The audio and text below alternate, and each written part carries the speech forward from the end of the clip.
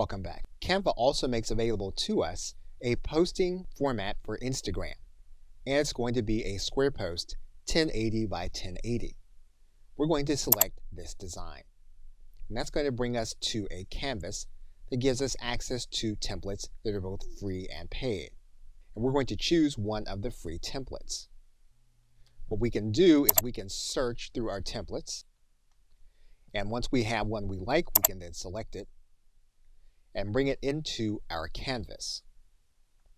Now, instead of changing our background, we're just going to filter our background. In this case, what we're going to do is we're going to give our background a different tint, and we're going to change our color slightly.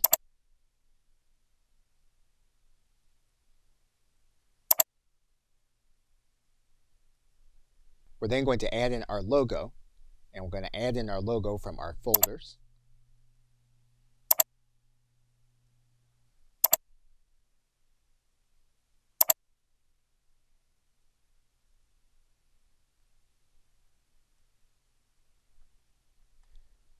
Once we have our logo in place, we're going to change in our branded fonts.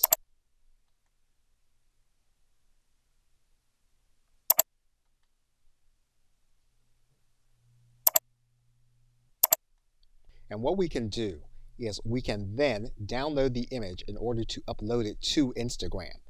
As of the recording of this video, there is no direct integration between Canva and Instagram.